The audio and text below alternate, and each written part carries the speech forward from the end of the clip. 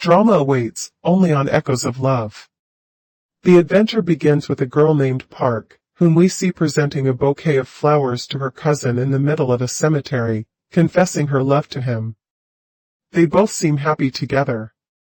5 years later, Park is in school and decides to confess her love to the boy who studies with her in the same class. He also confesses his love for her. Park is overjoyed as she reads the letter in which he expresses his feelings toward her. But her happiness doesn't last long, as the boy leaves the school and moves to another city with his family. Thus, Park fails for the second time to keep her love. After that, we see Park taking some photos, but she doesn't like how she looks because of her curly hair. She tells us that she inherited this hair from her father's genes, unlike her sister, who inherited straight hair like their mothers. Then we see her suffering because of her curly hair, as her classmates tease her about it. When she reaches her teenage years, she wants to date her teenage neighbor who lives next door. She leaves a letter in front of his house, telling him that she likes him, then quickly runs back into her home. We see her trying to straighten and smooth her hair in every possible way, and at that moment her neighbor shows up. She thinks he came to talk to her and take her out, but she is surprised to find out he actually came for her sister, the one with the straight hair. Park gets very upset and decides never to confess her love to anyone ever again. Then Park is on the beach and sees a handsome young man named Kim. She immediately likes him. But when she thinks of telling him how she feels, she remembers herself and says she shouldn't confess her love to anyone ever again. The next day, we see Park trying to comb her hair, using a hairdryer to make it straight. At that moment, her sister comes and takes her stereo without asking. When Park tells her that this week it's her turn to use the stereo and asks her to give it back, Rai tells her she needs it to listen to a radio show and refuses to return it. Then Park sees her father and yells at him because of the hair genes she inherited from him.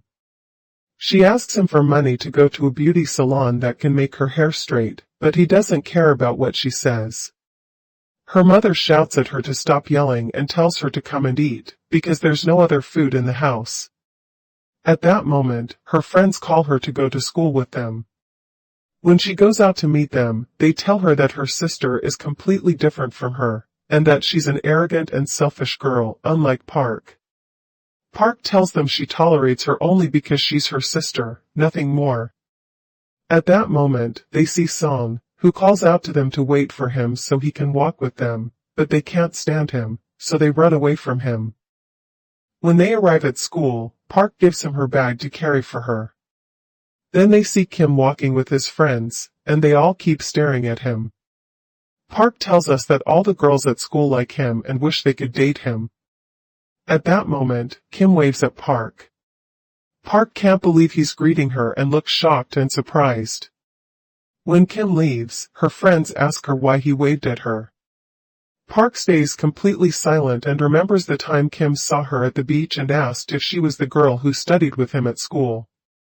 After that, we see Park walking happily with her classmates, knowing she'll be sitting next to Song, an annoying teenager who constantly bothers her, but she has no choice but to put up with him. At that moment, the teacher enters the class and tells them that the trip that was cancelled last year because of the typhoon will take place this year. All the students are excited, while the teacher looks very annoyed by the school's decision and wonders if they've gone crazy to let third-year high school students go on a trip during such an important year. So he decides to bother them and assigns them a lot of homework, which ruins everyone's excitement. The teacher seems pleased about it because he's struggling with personal problems. Then we see Park watching Kim play basketball with his friends, and she decides to confess her love to him. She goes to the school cafeteria and asks the worker to bring her a certain drink. After writing her name on it, she asks the worker to give it to him. The worker tells her she's the third girl to ask for the same thing today, and tells her that if she wants Kim to notice her, she should think of a different way to catch his attention. After that, Park sees a girl with curly hair like hers, named Flintstone. They exchange challenging looks for a long time before Flintstone tells her it looks like she straightened her hair today. When Flintstone drinks her beverage, Park realizes that she also likes Kim, which makes her very upset. Then we go back in time a little and see a boy named Sko reading Park's name on her uniform. He tells her that her name is unique and very beautiful, which annoys Park a lot, so she walks into the sea. When Sko follows her into the water, he starts drowning because he doesn't know how to swim. Park quickly saves him and looks very scared for him. She asks why he went into the water even though he can't swim, but he doesn't answer and keeps coughing, unable to speak. The next day, we see the teacher asking Sko, who failed the previous year and repeated it, not to distract his classmates and let them focus on their studies. The teacher then takes him to the classroom to introduce him to the others. Sko introduces himself and walks with the help of his crutch to take his seat. At that moment, Kim looks at him with great curiosity, wondering what exactly happened to him. She goes to him and asks if his leg was broken because of what happened yesterday. Sko answers yes and looks very shy in front of her. When she leaves, her friends ask if she knows Sko. She tells them she met him yesterday at the beach and that he used to live in Seoul before moving to their city. They ask her why she went to the beach yesterday, and Song says she went there to meet Kim. She stays silent, and Park and her classmates start teasing her. The next day, Park is walking with her classmates, and when she sees Sko struggling to walk because of the rain, she quickly rushes to help him. Then Park is in the school cafeteria, and when she sees Sko sitting alone, she says he's such a poor guy. She takes her food and his food and sits beside him with her friends. At that moment, Song and the others ask Sko if Park really saved him from drowning yesterday. He doesn't answer and looks embarrassed. When Park confirms that she's the one who saved him, everyone tells Sko he should treat them to ice cream to celebrate Park saving him. Then we see Park and her friends eating ice cream. Park's friend puts a new cassette tape with her name on it and asks her about the old one. She tells her that whoever took that old tape must definitely like her. They agree on that and realize that someone has fallen in love with her. At that moment, we see Sko holding the tape they're talking about. When he hears their conversation, he quickly hides it. Park is extremely happy and says that maybe Kim is the one who took her tape. Before she finishes her sentence, a ball hits her head. Kim immediately runs over to check on her, asks if she's okay, and puts his hand on her shoulder before leaving. At the same time, Park's friends say that Kim threw the ball on purpose just to have a reason to talk to her. They insist that he smiled at her and seems to like her.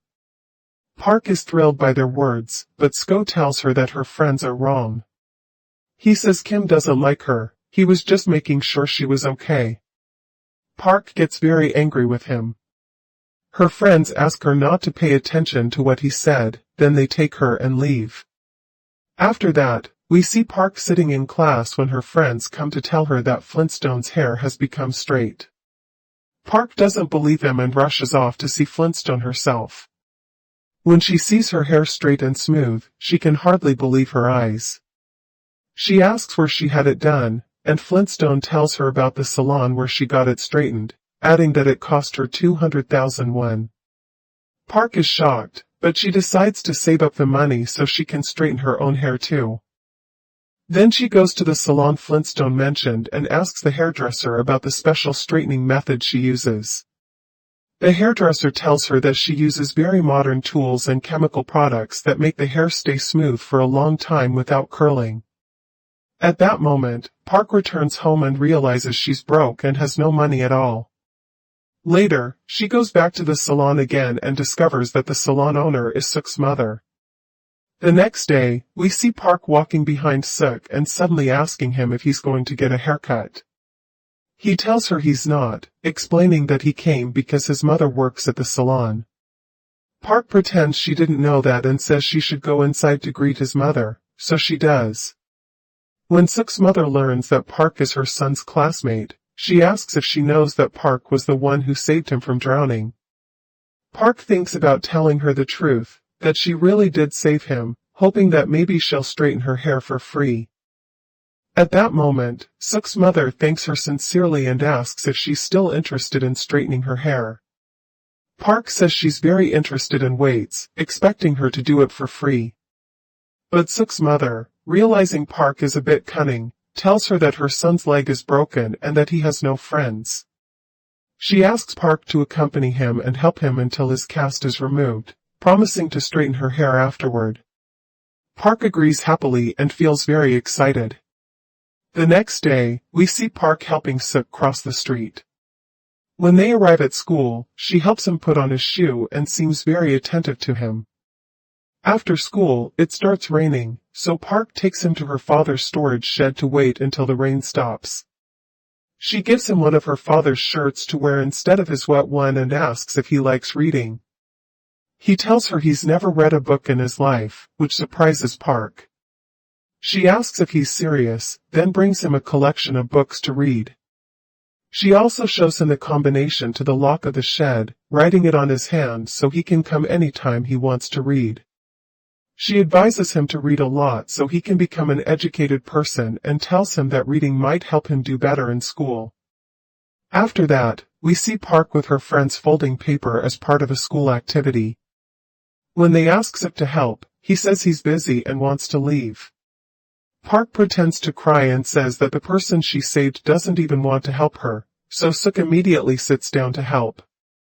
We then see him folding lots of paper and making a big collection of paper shapes, which he gives to Park. Everyone is amazed and asks her when he did all that.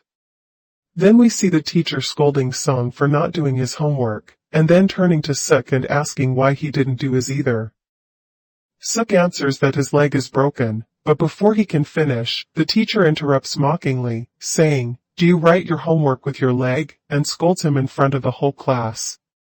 Later, we see Park asking Song, who sits next to Kim, to switch seats so she can sit beside him. He refuses, so Park keeps insisting and pleading with him until he finally yells at her and insults her, saying that Kim would never care about a girl like her and that she's out of his league. Park feels deeply hurt and is about to cry. At that moment, her friends come to comfort her and mock Song, calling him a fool who doesn't understand anything. Meanwhile, Suk is sitting there, watching everything without interfering. Then we see Park walking with Suk to accompany him to his mother's salon, her face showing deep sadness. When they arrive at the salon, Suk returns her father's shirt that she had given him. When he notices she's about to cry, he asks why she's sad, trying to cheer her up. Park tells him that someone made her feel like she's a very ugly girl, then she starts crying and walks away. The next day, as Park leaves school, she passes by her father's storage shed and notices the lock is open. She realizes Suk is inside, so she goes in to sit with him for a while and is surprised to find him reading books. She suddenly tells him she's a girl without passion or talent and confesses that she's afraid of her future. Suk tells her that she's a great swimmer and that she's not without skill as she thinks. But she ignores his words and starts talking about her curly hair that she hates, saying she'll confess her love to Kim as soon as she solves her hair problem. She keeps talking for a long time. At that moment, Suk shows her a jar filled with folded papers. Park gets very happy and asks when and how he made all of it. She gives him one of her books in exchange for the jar. The next day, Park sees Suk without his leg cast and becomes very happy, saying that he's finally healed and got it removed. At that moment, Suk's mother arrives and thanks Park for helping her son all this time. She tells her that if she still wants to straighten her hair, she can do it today. Park is thrilled but says she has something to do first and tells her she'll come when she's ready. Then Park goes to the storage shed and finds Suk sitting with Hong, her father. She's very surprised to learn that her father has met Suk and now considers him his friend, even giving him one of his cameras. The next day, Park goes to school and, upon seeing the trip announcement, tells her friends she might confess her love to Kim during the trip. At that moment, Flintstone approaches her and tells her to get ready to join the bad ball game activity. Park goes to the field with the other students her age and watches Flintstone trying to get close to Kim, which annoys her deeply. When Suk arrives, he asks her to be his partner in the game. She looks at him with frustration because she wanted to be Kim's partner, but she has no choice and plays with Suk. The game begins, and its only rule is that the male player must protect his female partner from getting hit by the ball. Many students fail at this, and their teams get eliminated. When Park sees Flintstone clinging to Kim, she gets furious and starts yelling insults at her. At that moment, someone throws a ball at her while she's distracted, and Suk quickly runs to take the hit himself to protect her. Everyone is impressed by what Suk did, and Park is overjoyed when she sees it. Then we see him throwing the ball at the other participants to knock them out of the game, but when he throws it toward Kim's partner, Park runs quickly and lets the ball hit her instead so that Kim won't lose. Suk gets very angry and quits the game because his partner cost him the round. After that, we see Park feeling very sad, asking herself, "Why did I do that?" Park called Suk to apologize but changed her mind at the last minute and didn't go through with it. At the same time, she received a voice message from Kim, which filled her with indescribable joy. She could hardly believe it. The message was simply a short thank you for saving him during the game, nothing more. Immediately after that, she received another voice message from Suk, telling her that he wasn't angry about what happened earlier that day and advising her not to put an egg on her bruise so she wouldn't get salmonella. But she didn't pay any attention to his advice. That night, Suk dreamed of Park saving him, and when he woke up, he held the ribbon with her name on it and stared at it for a long time, lost in thought. When he got to school, he saw her with her friends and decided to take pictures of them using the camera he got from Hong, Park's father. He told them he was going out for a short errand and would be back later. The next day, the students were dressed differently from their usual uniforms because of an annual school exhibition. When Park saw Flintstone standing beside Suk, she felt uncomfortable and couldn't understand why they were together. That evening, Suk bought a giant candy bar. His mother asked who it was for, and he told her it was for Park, that he couldn't find a bigger one to give her. Then he surprised her by saying he planned to take the college entrance exam next year. Shocked, she asked if he was serious, saying she thought he never even considered going to college because he was such a failure. Later, Suk gave Park the candy bar she had jokingly asked him for. She was surprised because she hadn't expected him to take her words seriously. As he was leaving, she called out to him and asked what he was doing that morning with Flintstone and whether there was something going on between them. He told her she was just a classmate and a friend, nothing more. The next day, Hong and his wife were helping Park and her sister prepare for the college entrance exam. When Park arrived at school, she found Suk waiting for her, dressed in a bear costume. He handed her a gift and wished her good luck, which made her extremely happy as she went in to take the exam. He stood there, smiling, filled with joy. Afterward, Park went out with Suk for a walk. Their classmates saw them together and were surprised. When they reached the place where she had saved him, she asked what he'd been thinking before jumping into the water that day. He told her he'd been going through a very hard time and had been thinking about ending his life, but when he saw her, he suddenly felt hope and positivity again.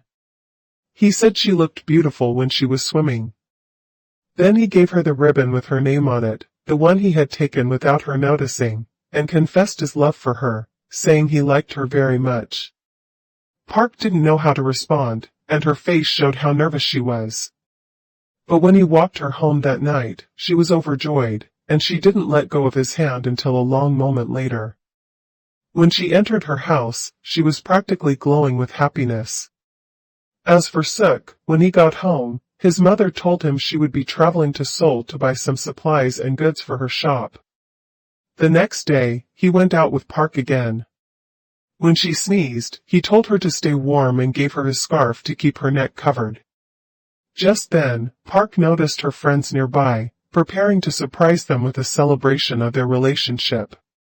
She quickly motioned for them not to do it yet. Suddenly, Suk received a phone call. When he learned that his mother was in the hospital, he apologized to Park, saying he had to go to Seoul to see her, then hurried away.